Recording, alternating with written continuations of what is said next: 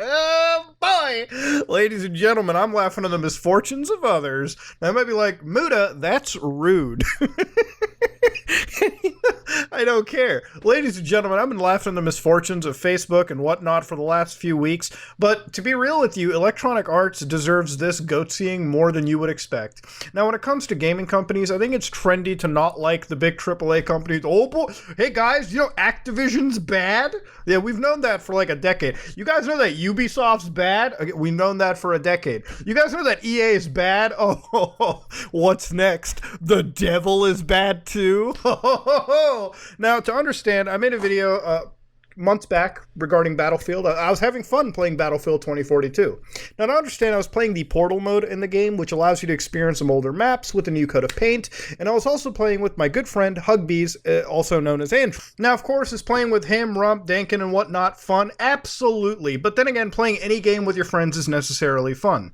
Now, Battlefield 2042 was not a perfect game. I had an okay enjoyment time with it when I was playing Portal and whatnot, but as a whole, the game is not worth $60, okay? It's one of those games where even at the time I was like, wait for a sale. Now, it shouldn't shock you when you go on Steam or really any platform. Now, it shouldn't shock you, buckos, when you go to Steam and you type in Battlefield, all right? And don't click on the good ones. You want to click on Battlefield 24. $79.99. That's $60 American. Enter in your obviously real birth date. Overwhelmingly negative. Yike-a-ronies. And again, they're selling the base version for $80. God forbid you're dumb enough to buy the Ultimate Edition like I was for $140. That's how fair. You want a year one pass for $54? We'll get right back to that. Now, the reason I'm talking about this is for the last several months, this game has not really gotten any new content. In fact, the only reason that's sort of come up to me is I was reading about it, and basically, from what it seems like internally, they were having a town hall meeting amongst themselves, basically the publishing team, discussing why Battlefield 2042 failed. Uh-oh. Now, of course, when you go onto a site known as xfire.com, they were the ones that leaked this. Initially, I thought of the client Xfire back in the days of Halo Custom Edition, and then I remembered I'm a goddamn fossil at this point, and I'm kind of sad about that. Now, one of the executives here, Laura Meal, who's EA's chief studio officer, was actually apparently allegedly stating this according to Xfire. She was going about Battlefield 2042, okay, about why it might not have done so well. Following the game's launch, DICE rolled out its Day 1 and Day 0 patches to get the buck count down further. On this, Meal continued to say that Battlefield 2042's launch and patches meant the game was stable. Oh, what? God damn. We have a different definition of stability, I think. When can we say a product is stable? I would call a software that runs consistently without crashing. Oh, we have different definitions, don't we, EA? Come on now. However, according to EA, things took a turn, and that turn was the surprise release of Halo Infinite Multiplayer. According to Meal, the comparison between both games was not favorable because Halo Infinite was a very polished title, whereas Battlefield 2042 contained bugs and wasn't as polished. Now, don't get me wrong, Halo Infinite, while it came out, had its own set of issues regarding the amount of content, but Halo Infinite ran pretty well, okay? It was a game that everybody could jump into on its surprise launch and have a good, decent time. And you could play the campaign for it. Overall, Halo Infinite, not a bad game.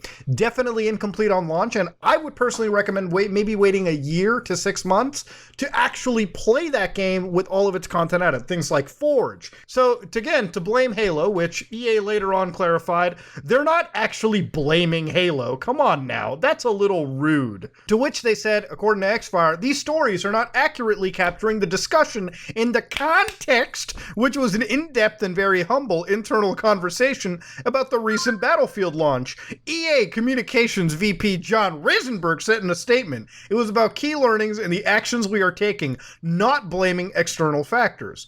One of these factors, apparently according to the big giant headlines, was possibly the pandemic, which the one thing keeping people inside their houses in front of their computers and gaming consoles? Yeah, I don't know how that could actually be used to be... If anything, that would have helped you in the slightest. But yes, Battlefield 2042 has a failed little game launch, okay?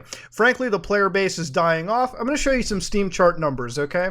Now, if you look at this right now, 1,896 people playing as of an hour ago. If you're thinking this is an older Battlefield game, you're dead wrong. This is Battlefield 2042. This is what you're looking at in the 24-hour peak. 2,800 players. Now, I hate using Steam charts because this game released on EA's platform as well, so without all those numbers, you never really have a true gauge of how many people are actually playing the game. There's probably a still fair bit amount of users across every platform, but I would say that the player base has definitely tapered off. I mean, this game was put on sale a lot faster than I would have expected. I think literally weeks into its entire release, this game was being put on sale faster than you would ever expect. Now again, this is Battlefield 4, 897 players playing an hour ago, a game that didn't even launch on Steam initially until much later years down the road. And if Battlefield 4 is capturing the same amount of player base roughly, if we're going to add all the platforms, as the newest Battlefield entry, yeah, it's a testament to show you how amazing the original Battlefield games are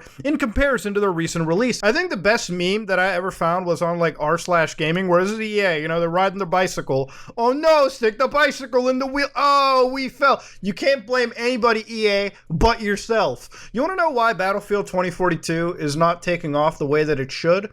It's because the game isn't frankly as good as the prior Battlefield games. For instance, every time you load up Battlefield 2042, I shit you not, there are still only 2 game modes for people to jump into: Conquest and Breakthrough. And how long has the game been out? Months at this point. November basically was what I remember the release date to be. Yeah, these are the only 2 game modes. Now, of course, when you compare this to Battlefield 4, Battlefield 3, Battlefield 1, Battlefield V, you'll find out that those games have Team Deathmatch, Conquest, gun game, all right, close quarters battles, air superiority. God knows how many game modes exist between all those games. And the map quality is substantially larger than whatever you'll find in Battlefield 2042. To understand, Battlefield 2042's maps is what it feels like if your game is centered around being a battle royale. These are big maps with a lot of vast open area between them. I could literally watch a third of a Futurama episode, and I've gauged this. I've actually played the game with Futurama on the side, and I was watching a third of an episode while I was playing these games, traversing in between the control points on the maps. And you want to know why? It's because the map is huge, and walking through the control points is not exactly the most, mentally exciting activity too. You want to know what you're mostly doing? You're literally just watching your character Usain Bolt from one point to the other point. And occasionally, you might find a player to pick a battle with, okay? When you actually get to the location, congratulations. Now you gotta take her on the actual crappy gunplay that's still actually in the game, despite it being months after release. Not exactly the most fun time, not exactly the best Battlefield experience. Honestly, playing Battlefield 2042 for an extended period of time basically reminds you to uninstall this game and download Battlefield 4 or any of the other Battlefield 3 is my personal favorite. Anything else but this dog shit is what the game constantly is reminding you of the entire time that you play it. You know what's really wild about this entire situation is, like, if you look at EA's motto from back in the day, EA Games, challenge everything. Yeah, how about challenge the patience of the fucking player base too? You know, to be real with you, people who are like, gaming sucks compared to what it was back in the day. And you know, as a kid growing up way back, back when I was a teenager in like 2009, 2010, I would say gaming nowadays is a lot more catering to like that player base. For instance, a lot of the big giant games that we have now in the market are free-to-play games. Battlefield didn't die necessarily because we got a $60 game with less quality and less things than the prior releases. That's one aspect of it. But there is so much competition to Battlefield that it's not even funny. For instance, let's say you wanted to play a Battle Royale. Call of Duty Warzone, and regardless of how shit Warzone is now with their new maps and everything, in my opinion, is a functional shooter game with a lot of progression and a lot of content that you can play right now completely for free.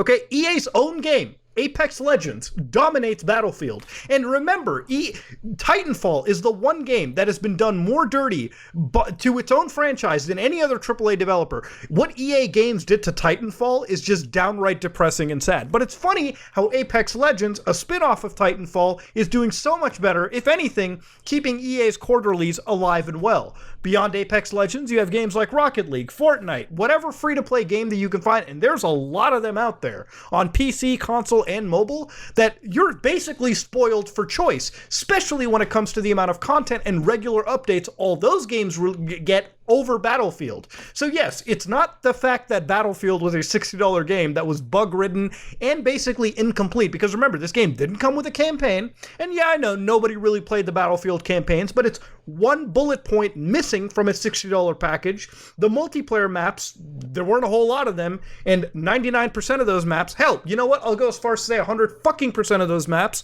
were absolutely inferior to previous releases, and the amount of game modes and content, if you look at the weapons list for Battlefield 2042, the fact that it is literally minuscule in comparison to Battlefield 4, Battlefield 3, is a joke, is something that it feels like this game is early access in comparison to those titles. Yes, your game for $60 basically was incomplete, did not have a whole lot of content, and you're fighting off against the other giant free-to-play crowds and paid $60 crowds out there that are providing more content, all right, pound for pound than you ever have. Yeah, it's Halo's fault. It's anybody else's fault but your own. You released a crappy product, and now you're trying to pass off the blame. You're the only one to blame, EA. That's pretty much how it goes. Now, you want to know how much new content Battlefield 2042 has gotten since its release date? Well, I'm going to ask you to visualize something. What does Goatsee's asshole look like? 0? Yeah, that's how much content got added into the game. For instance, one of the funniest things I ever read on the Battlefield, like Twitter, was their little update. This is when season 1 of Battlefield is going to release. Now, typically when a multiplayer game comes out, season 1 is like the next month of its release, you know? I give a lot of crap to Rainbow Six Siege, but if it's one thing that game has over a lot of these titles, is consistent new seasons and constant new expansions to its lore and gameplay and its overall, product every few months, every new season. Battlefield is not getting a new season till summer of 2022. Yeah, that's how long it's taken. And you want to know the kind of stuff that they're adding? Get ready for this doozy. You've waited patiently to hear from us on what we're doing to address the issues with Battlefield 2042. Are you? We're taking actions on multiple fronts to address feedback and implement extensive fixes to the game. Key features that are important to you and getting the team play where it needs to be. So here's what we're going to do. First, they're going to release an update in early March. And this is what they're going to do. Scoreboards. Improvements to scoreboards. For instance, these are the improvements to the scoreboard fresh from EA themselves. Yes, ladies and gentlemen, now instead of seeing just the tickets and all the sector control that you have, you finally have a scoreboard where you can look at the amount of scores, the kills, the assists, the revives, the captures, and everything that you have ever done. You know, basic features in a video game is finally getting added next month. You know, we've had scoreboards in gaming since like Tribes Aerial Assault from back in the day. I don't think this is a revolutionary, groundbreaking new feature, but thank you, EA. Congratulations. Now, of course, there's further improvements that are going to be added. For instance, voice over IP communication. So basically, speaking to other players in your multiplayer shooter game, okay? Again, a hallmark feature that's basically enabled in nearly every game nowadays is finally going to be added, hopefully next month. A tighter squad loop, including a refined ping system. You mean pointing stuff? Hey guys, go over there. Hey guys, shoot that yeah, that's going to be refined. Oh, ground shattering right there. Boy, I can't wait for next month. Feedback-based improvements to gunplay. This bullet point I love the most, because what are you trying to say? You know what? Here's my feedback for the gunplay. When I put a Glock 17 to the other player's brain, and I pull the trigger, it shouldn't take 3 minutes for that gunshot to register. The gun, death immediately right there. That's an improvement to gunplay. Improved reward loop, which basically means implement a reward loop, because the game currently has basically nothing to it. Whatever you want to talk about with progression in this game, it's centered around specialists and unlocking, an attachment once every year or so in this entire game. If you're going to improve the reward loop, remember, we come from an era of Modern Warfare 3, of Battlefield 3, of Battlefield 4, where these kind of things were implemented day one into the game. If they weren't implemented day one into the game, we would just go to the competitor's title and play that instead, because at least we knew that was a finished game instead of the one we were currently playing. Expanded tools, modes, and tweaks to player experience gains in Battlefield Portal, which might be the saving grace of this entire game package, which is Battlefield Portal. If they had released Battlefield Portal as free-to-play, nobody would buy Battlefield 2042. We'd just be downloading that and playing it off there. That's pretty much the one thing that keeps you going. You know, when it comes to EA games, I really don't know who you can blame but yourself when it comes to your game not succeeding the way that it does. The last EA game that I bought and I absolutely thoroughly enjoyed was Mass Effect Legendary Edition, which doesn't really count because this game is like 30 years old. These are just remakes of older titles. If you're going to spend $60 on a game, which $60 is a lot of money, I don't care who you are, you could buy games like Lost Judgment. Or you could buy incomplete titles like Battlefield 2042. I personally wouldn't recommend that, but yeah, that's just me saying it. But what do I know? Okay, I'm just a gamer at the end of the day. You know, ladies and gentlemen, Battlefield 2042 really failed in the market because they released the game way too early. They released the game in basically a piss-poor early access state. And while sure, it's fun to play with your friends every once in a while, for people who actually want to contribute their time, hours, and money to an actual video game, there's far better options than Battlefield 2042. And you don't got Halo to blame, you don't have a pandemic to blame, you have yourself to blame, EA. You released a game way earlier than it should have been. Had this game brewed for an extra year or two, it would have been an amazing revitalization to the Battlefield formula. But you squandered it, and frankly, no one's going to be waiting till summer 2022 to actually play this game when there's a lot other titles that exist. Look, Elden Ring is coming out in a couple of weeks. There's a lot of games that are going to come out in summer of this year that people are going to put their time to. You squandered your potential, you lost it, you made the biggest joke of a Battlefield game in what is years, after a long string of jokes, by the way. So yeah, really, this is the Battlefield 2042 experience, and I wanted to just get it out there. This game has basically put its own nail on its own coffin, and I'm just here to laugh for it and enjoy the ride.